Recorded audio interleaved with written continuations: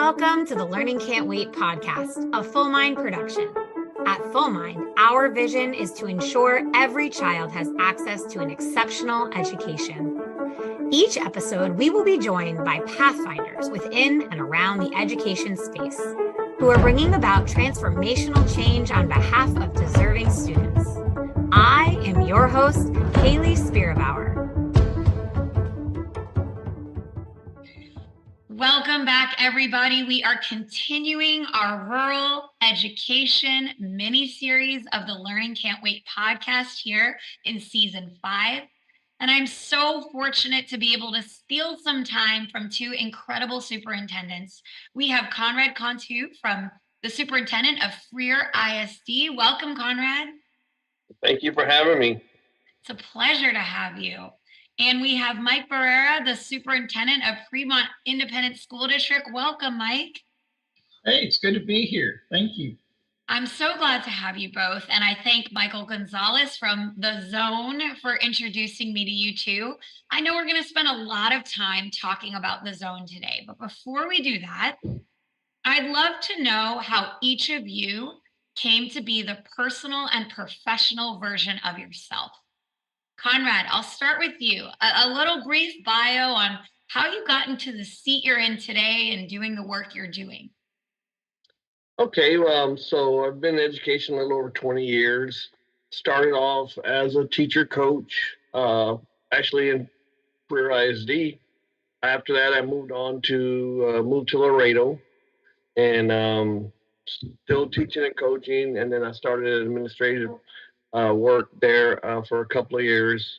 Then I left education. I tell people that's probably the most important years of my career is when I left education, and because it really gave me an idea of what I really wanted to do, and that was be in the education. So I came back, moved back to Freer to be the high school principal for 3.5 years, and then our superintendent left, and I kind of was named the interim for a couple of months, and then they named me the lone finalist, and then I've been superintendent for the last 6.5 years here at Freer ISD. Wait, can we hear a little bit about what you did in your time out of education? Did you go into finance? Were you working on a farm? Like, what took up your time that helped you get back to education? So there was a oil field boom. You know, they had the Eagle Ford Shale down here in South Texas, and my brother-in-law had started up a company, and he was needing help with that. So I helped him manage a company, and proud to say the company's still going strong today, you know. So started that for about a year, but it was really, really good and exciting. It was nice to be in that industry. I had to take a pay cut to come back in the education field, and that's kind of where I wanted to be. Oil field pays really, really well.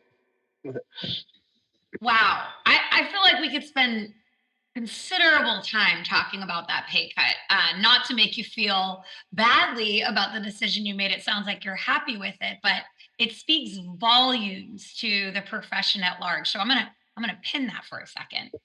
And thanks for sharing a little bit of your background and also how fortunate the students of your district are that you made that pivot back into education. Excited to learn more.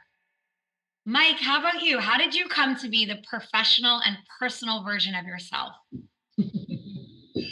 Well, it all started for me right here in Premont. I was born here and I grew up here. I taught school here. I was the ag teacher here at Premont 30 years ago, and went off to work on my master's and then my doctorate in Oklahoma, and came back and spent 27 years at McAllen and McAllen ISD as the Director for Career and Technical Education. So my roots run really deep in career and technical education, the concepts and the theories and stuff and the techniques and all. And always in the back of my mind, my wife and I wanted to return to Premont. And it wasn't until she retired, and then I was towards the end of my career, and I took a job as a superintendent over in Bimbo, which is right up the road, and then this job came open, and so I jumped on it, and so it's been so so enlightening to be here, to be back after so many years, and then to be able to bring what I've seen and been a part of, and here it is. Here we are with career technical programs, innovative programs, that I saw all over the country are now right here, and to be a part of that is really big, and that's the big part of it all.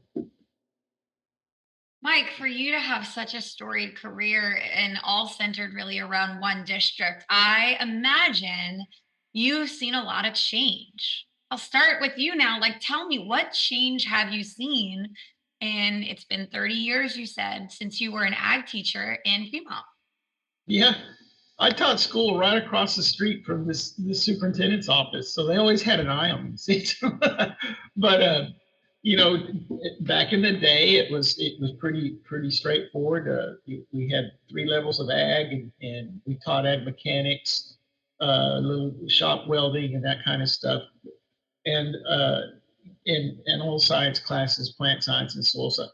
But it was a start. It was kind of an introductory thing, and then you got really good at it. And there were no certifications that the school could offer back in the day. So you fast forward today, and there's some really good licenses that we have through the zone. We've been able to coordinate with post-secondary education institutions like Del Mar College and Coastal Bend College, and even with Texas A&M at Kingsville here, been able to add those dual enrollment classes, dual credit classes to get them their certification and their licenses while they're still in. And see, all that funnels into preparing them for their future, and not only with a skill, but with the motivation to work, and that's what a lot of folks talk about these days, that the younger generation just doesn't have that motivation, or not that motivation, but that drive, that work ethic. And these classes out here, kids have to travel to go to these classes, and there's a certain degree of dedication that comes with that. And when they're dedicated like that, that's building the work ethic. And so when you pair the work ethic up with the opportunity for a license or even an associate's degree, they're good. They're prepared. They're ready to go. They're confident. They're motivated, and we put a really, we're proud of the product that we're able to put out in the workforce.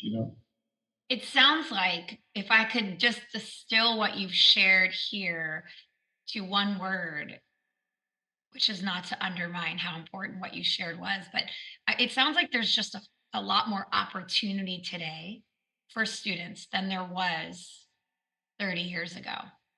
Oh yeah, tremendous amount of opportunity. Yeah, and I don't know, the kids around us in our zone. I mean, they you can see it. I mean, they're proud of it. And maybe it's because we're proud of it. I don't know, but I bet that's part of it, right? When you see your school leader dedicated to ensuring you can do as many rich learning experiences as possible. And from what I heard from some of your colleagues in the zone, traveling to games on the weekend, getting on that bus and visiting the HVAC training program or the medical facility and being a part of it with you, that's really inspiring. Conrad, can you talk a little bit about how your students have risen to the challenges and opportunities that Mike named, that the zone has afforded your region? So we were a little unique in the fact that we had a lot of students going to our medical academy for the past 4 years. This is like year 5 of the zone, but we never had that many students traveling out to the zone. And that was something that really was something I wanted to work on, and working with our executive director, Mike Gonzalez.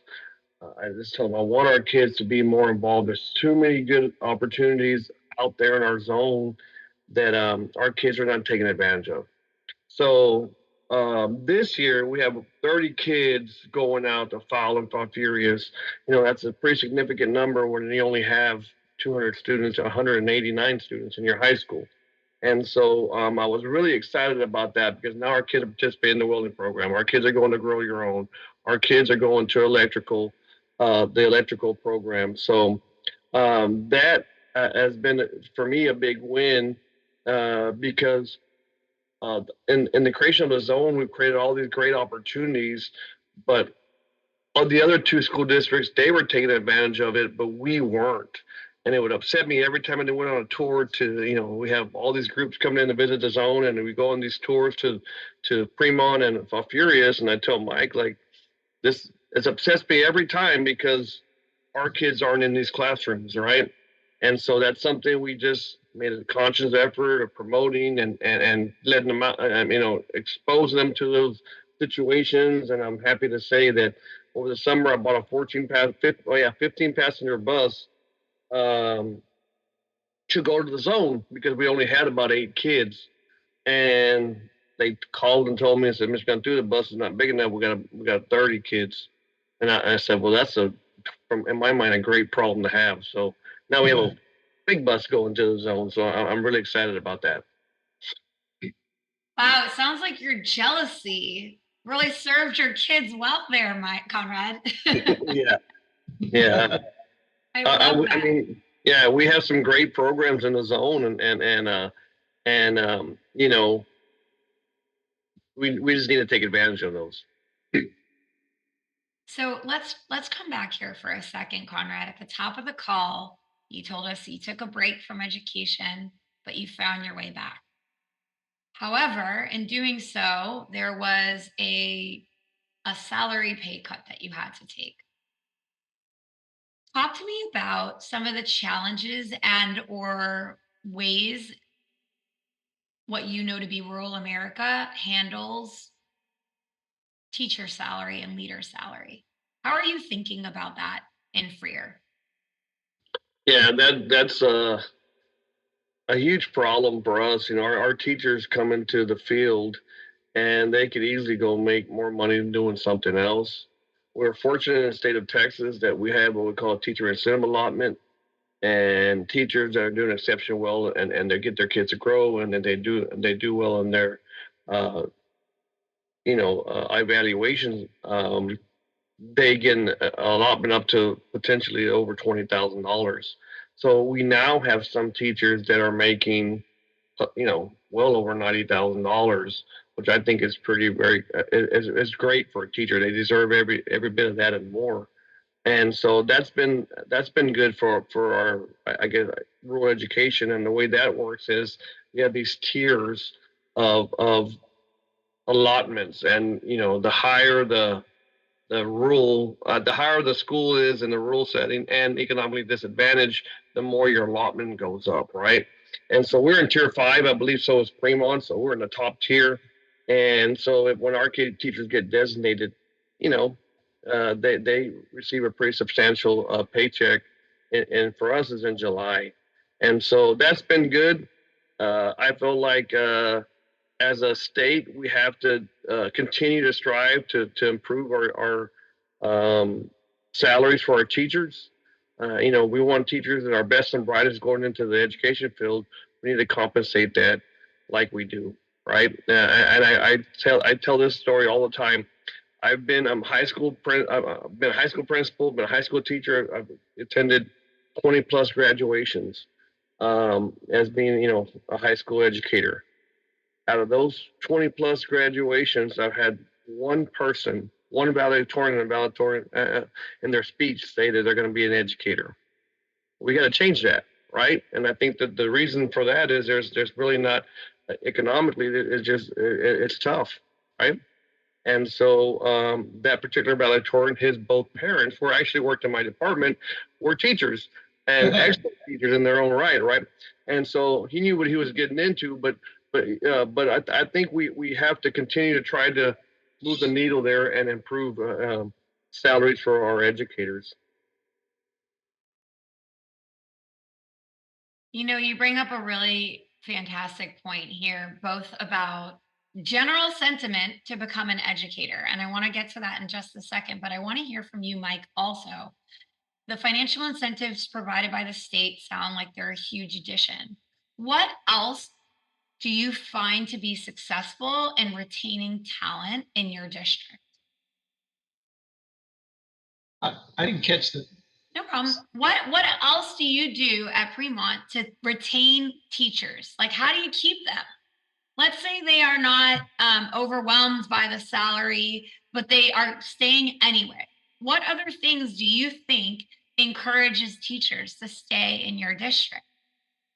Oh, it's a culture of support. I mean, the sense of belonging, and they have to feel like they are part of the organization, or in a sense that they own that part of that they own a part of the organization. And you do that with you provide, the culture or the support to keep them jazzed up to keep going. And you do that with all the teachers, and you want to keep them. We when you hire them, you're investing in them, and you're investing in them so that you want that consistency, or you want that longevity in their career. You want them to stay with us. And we struggle with that because we're rural, and they can, they have, most of them will drive in. They're not living here, and not, I don't say most of them, I say about half of them. And so, that's that to keep them here. You got to work at it. And so you do what you do things to keep them, to have that kind of holds that culture in, and that positive culture, and you work with them, and it's a pretty neat place. And so when they start, and I really think so, when they start to see the successes of the kids, and that's what, from within a teacher, that they want to see your students be successful. And then when you have options like we have in the zone that help them be successful, it just adds to it all, and so that kind of loops it all together. And our idea is that they'll stay. they'll stay with us. So, I mean, see, I came back here, so it's a little bit different for me. I always wanted to return here. It's different when you come here and you've got a career ahead of you, and you've got some options, and so you're gonna make a lifetime career out of it. You gotta make it enticing enough for them to want to stay around. So it's a game we all play. I mean, Conrad's got the same thing. I mean, Conrad's further out in the country than we are, right? If you look at it. And so it's a place where you got to, it's the environment. You got a culture of support and a really good environment. Yeah, I kind of piggyback on that. We have you have to want to live in a rural setting, right? I love the rural setting, but you have to want to live there. We're at Freer, we're having the most success with getting students or former students, maybe are living in town or come back, and they don't necessarily have a teaching degree, and kind of hiring them, building their capacity, getting them to help them get certified. And then they're hopefully going to stay in the community for 20 plus years, because what we were seeing for a while now, we were hiring people from out of town. They come in, they get experience, and then they go on and they leave, and they leave with all that training and that capacity that we built, in them. They left, and here we are, starting all over again. So getting people from the area has been a really good recipe for filling our needs in the classroom. It's such a good point. And, I had a conversation just earlier this week with uh, someone who worked at Teach for America and founded the first rural region for Teach for America in the Mississippi Delta. And they said that nobody knew what to do at first. Like, it was kind of like a lot of eyes open at the organization as they were figuring out the unique challenges of bringing teachers to that district. But how many of them stayed and fell in love with working in a rural community. You know, I mentioned before that we started recording that there are challenges to working in rural communities, and there's beauty to it. One particular thing that I'm fascinated by is the collegiality, which is no better demonstrated by any organization other than the zone.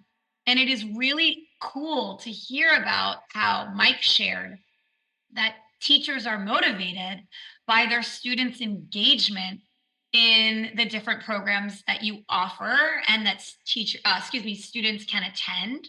Let's talk a little bit more about those programs. I think as a former educator myself, or forever educator, I should say, I'm fascinated by the hands-on learning experiences your schools are offering. So Conrad, I'll start with you. Tell us a little bit about what Freer got jealous and now offers in district that really keeps kids engaged and teachers. So everybody in the zone has their own specialization, and ours is medical academy, and kids that come through our medical academy, they're kind of on a pathway to go into LVN. They don't get into the program just yet, but we start with a prereqs on their path. They graduate or they have the potential of graduating with 4 certifications: phlebotomy, patient care tech, certified medical assistant, and EKG. And so kids go on, they leave us with 4 certifications. Kind of proud of that, because I want to kind of rewind back about 7 years ago when I was a high school principal. We started off and we were tinkering with, we had an early college program and we wanted to do something in the careers. And so we started this CNA program, and we couldn't get kids certified. We couldn't even get them to test. So, we didn't give up. We kept kind of trying to build and learn and learn from our mistakes. And here we are, fast forward, when we got into the academy, we started the medical academy, and we started putting some more resources in, coupled with the help of the zone and some of the resources that were brought to us through them. We now have a very vibrant medical academy. And I say it's kind of like the one that is kind of the most diverse. So we have about a third of the kids that are, or now we have other schools, but we have a third that are Premont kids, a third that are File, and a third that are Freer kids. Now we have Benavides and 2 other schools, Benavides and Aladusa, joining us as well. I think they each got Benavides has 9 and Aladusa has 7 or 8. So it really has been something exciting. We have some great people that are running that program. We had somebody who started it. She left us to go on to be the director of nursing for Coastal Bend College. And then somebody that was working under her, not the medical academy. They're both from Freer. They were working in the medical field, and they moved back to town. And so we kind of took advantage of their skills. So the person that left us now serves on our zone board. She's still very committed to the medical academy, but she just does it in a different capacity. Did you decide on the medical academy? Was it because of the fact that those folks lived back in Freer and they had the skills? Was it an interest survey that you did for your students? How did you land on that? 2 things. Obviously, it's an occupation in high demand, right? And there's tons of jobs available for students who gain these skills. And then the other thing is you build on the capacity or the skills that you have within your faculty. And we had an RN that was phenomenal. She was our school nurse, and we wanted to tap into her skill set. And so she kind of started off the medical academy we had what we call Next Generation Grant, and that was 1 year that $400,000, and it was kind of to start this program. And that's how we moved her over to be just totally as an instructor. Year 2, that's how kind of the handshake agreement of you talked to Mike Gonzalez, where it was like we started partnering, and it was like kind of the beginnings of the zone. Year 2, we had to share, how am I going to share the cost of those FTEs? So Premont and Freer got together and shared that cost of that particular, position. And then the year after that, we kind of formalized it and with the creation of the zone, right? So it was high job demand, and then the talent of our existing staff. That makes a lot of sense. That makes a lot of sense. Thinking about the careers and the pathways our students will pursue is very logical and probably very resourceful. Mike, you have a cybersecurity offering over at Premont, which Yeah. I also think has an important pathway. Tell us a little bit about your offering over at Premont. How it got started? Is that, and it's based on the premise of, you look at the job demands in the region, and you study those to see where the high wage, high demand, you're preparing them for the future, and cybersecurity is something, that's way out there. It used to be, and it's like it's here now. And then the other ones, the drones, was drone certification, and we're seeing so much. You're seeing that whole area explode with the use and how the application of the drones in the world today. And so those are targeted areas that we needed to and plus it's flashy, it's something that would attract the kids' attention, that hey, that's kind of cool. And they've got robotics. We have robotics where they've made the actual robots that kind of move around and stuff, and that's always an exciting deal. I have to also mention we have it's called the Grow Your Own, a teacher certification, and I didn't mention that earlier, but the Grow Your Own program is also a way for us to build capacity in our local populations in a field that is in demand, and that's our teachers, teacher education. And it's good to see, like this morning I saw the Grow Your Own kids coming to the elementary for a day of I guess job chat or instruction for them, and to see them interspersed in the classes, and see that class is open for kids at Freer and for kids in Falfurrias, and they can come over, and so they're all part of this as well. And so we're growing teachers. We're growing future teachers for our area, for our region. And see, they're more likely to stay here. I mean, when you're young and you grow up in this and you have an opportunity to stay with a good job, our ideas are that they will stay. And so that's research tells us that. And so, that they would eventually want to come back here. And now we're providing a job for them, or employment, or opportunity, or career even. That's where we want to be. I'll never forget that my parents knew I would be a teacher before I knew I'd be a teacher, because in 5th grade, they had a tutoring program for 5th graders to read to kindergartners. And not only did I do the tutoring program, but I befriended a family, one of the students, and I just used to go over their house with my mom and read to the kindergartner for fun.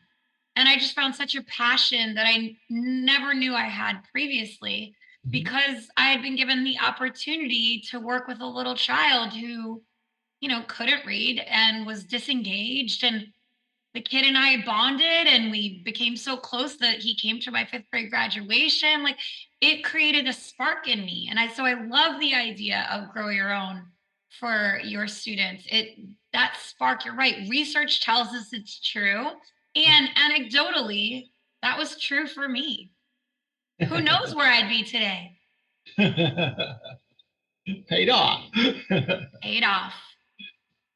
When you think about, you've highlighted so many incredible things about your districts and the benefit of the zone and how it's brought resources to your community. You've shared there's collegiality amongst your districts.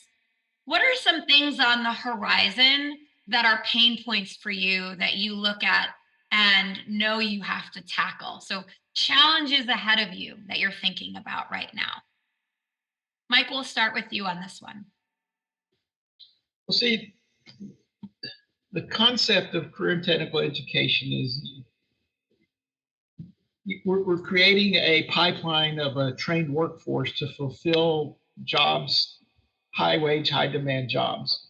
And so when you think about what's on the horizon, the next work here is creating partnerships with industry and corporations that will, once they recognize that we have a very good pipeline for training and certifications for our young workforce, that they will relocate here. And when they do that, then they're bringing jobs to the region, and that's jobs for our people here in our communities and in the counties that surround us. And that's the next work here, is we've got to sell this concept on a bigger scale to the business, the companies around here, to look at us to say we can provide a workforce, we can provide a training system to train up your new employees and relocate here. And there's lots of space with space we have. That's not a shortage. So come out here, and we've got the system for training, and so that's what I saw a lot of I was in graduate school in Oklahoma State, and the vocational technical education program is where I spent most of my assistantship. And that was the linkage that they had that was very strong with them. They created the programs, but their right-hand partners were industry, and they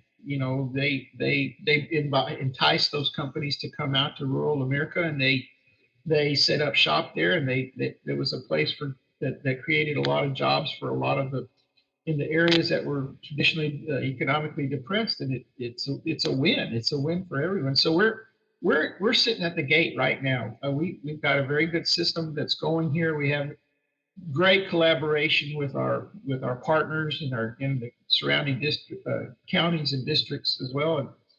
And that in itself takes a lot, because growing up here, Freer was our big rival. Falfurrias is our big rival, and when you first mentioned about taking kids from Premont and putting them in the class at Falfurrias, the parents are saying, well, we don't want to send our kids. We don't, but those barriers are gone. The kids go over there and they're in class with the other kids from all over the district, and that's on a Tuesday, Wednesday, and maybe a Thursday, and then Friday night it's football and the rival's on. So, but but it's created a lot of collaboration in the region, and I think collaboration is what it takes to entice big companies to want to come here. So that's the work that needs to be done. I see that. I see. It sounds like you have a plan, though. Sounds like you have a plan, or at least the inklings of it. Yeah. Conrad, same question for you. For us, our pain points are seeing kids once they leave our building, seeing them through. I feel like that is something that we don't do a good enough job of. We do an amazing job building our skills. Mentioned the 4 certifications and all that great stuff, but I'm still seeing those kids leaving our buildings with these certifications, and just kind of we got them started on this system, and they're not taking advantage of the skills that they have. And so they may be still working as a waitress or a waiter at the local cafe or whatever it may be. And so that is something that we have to kind of change our mindset into. What can we do to give them opportunities while they're here, and support them when they leave our building? We're in the process of creating a P-Tech, or with our current 8th graders, and support them through the first 2 years after high school.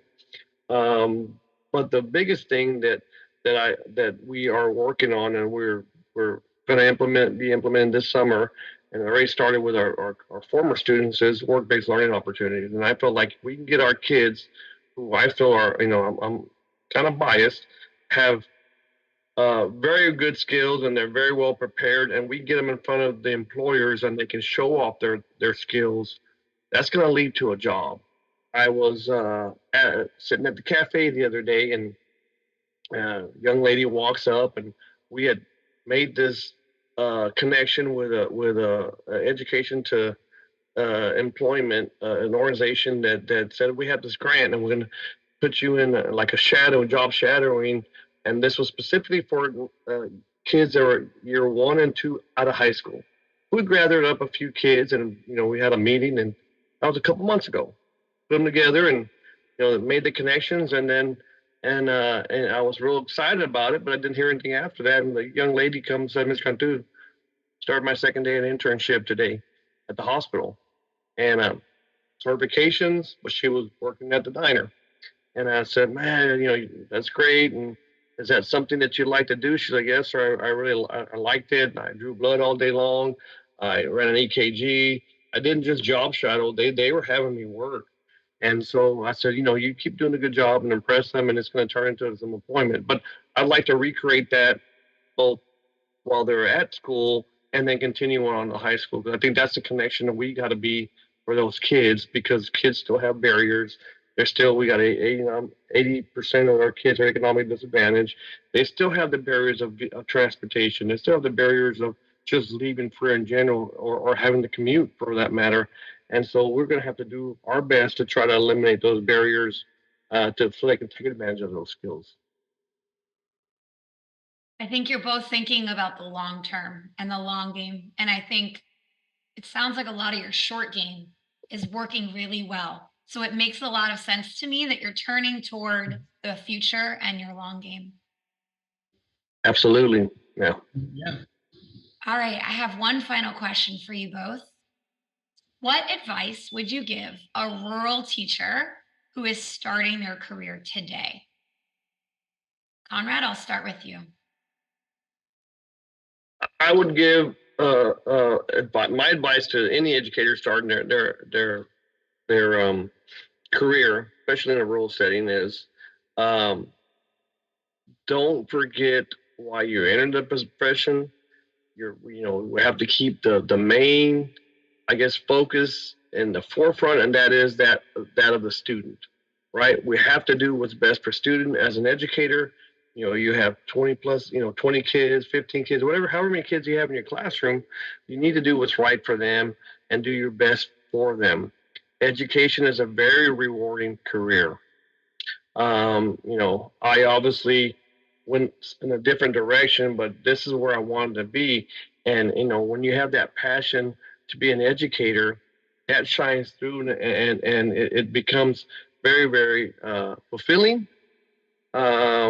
We will do our best, and I'll continue to advocate for salaries. But when you're an educator in a rural setting, you make a pretty good living. I feel like our teachers in the community are there. We would classify them as middle to upper middle class, because of the salaries and what the cost of living in Freer, Texas is not as much as the cost of living in San Antonio. So you can come into to a rural setting and make a pretty good living. Rural America is something that I'm in love with. I wouldn't rather be any other place in a rural setting. I when I moved back to Freer, and I'm an outdoor guy, and I was sitting there. I went to the feed store, and the owner asked me, "Hey, Conrad, how do you like being back in Freer?" I said, "Well, this morning it was Christmas vacation. This morning I got up, I hunted, got home, and me and my daughter rodeo. So me and my daughter practiced. She had to practice, so we practiced on her rodeo events. And now I'm coming back from lunch. I kind of like living in Freer, and the people in a rural town. There's a lot of benefits to that. We are like one big family, and I think rural America is a place to be. That's just my opinion, right? You're right. Well, that just sounds like a great day, and you've made a real case here for being a teacher in rural America. Mike, same question for you. What advice would you give a teacher starting their career in a rural school today? Well, when we hire new teachers or new to the profession, we have somewhat of an onboarding conversation, and this is and I always try to tell them about, what do you remember about your school education experience? And 9 times out of 10, they'll say they remember Mrs. Robinson in first grade. She taught me, and they don't really get into the subject matter as much as they get into the teacher, and their favorite teacher, or they say, oh, Mrs. Storm was my biology teacher. Boy, I remember how she would bring those frogs out and we would dissect them.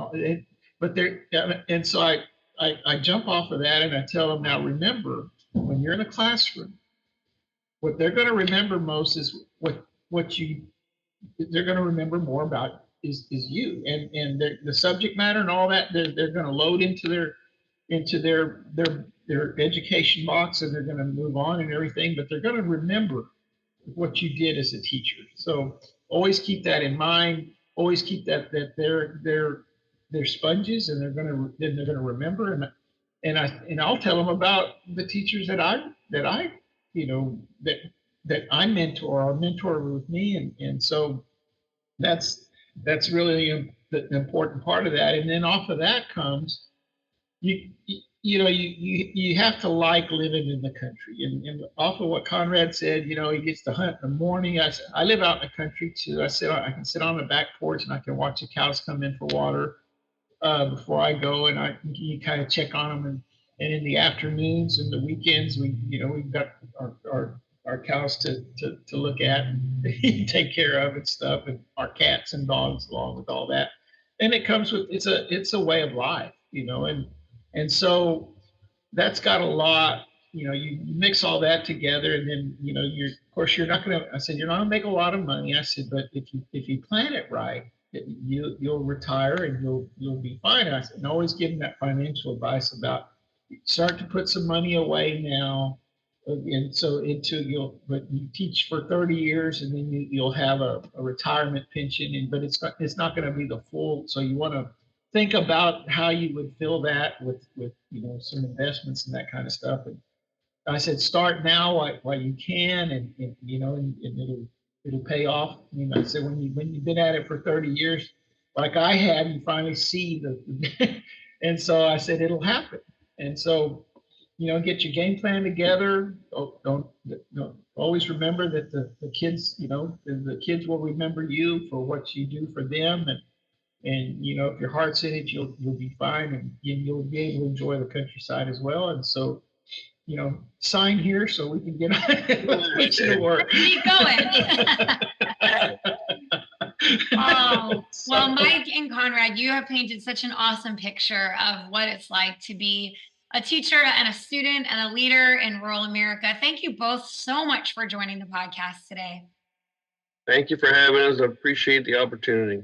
Yeah, thank you. Appreciate you. And you have a great day, and come see us sometime. I said that. I said, now I have to come visit all these amazing schools that I'm learning about. You sure do. All right, stay tuned for that. Thank you, everybody, for tuning in today. Thank you. Have a good one. Thanks for listening to the Learning Can't Wait podcast. If you like what you heard, please rate, review, and share this episode. Be the first to know when we have a new episode by subscribing wherever you listen to podcasts. If you'd like to be a guest on the show or have a suggestion for an episode, email us at podcast@fullmindlearning.com.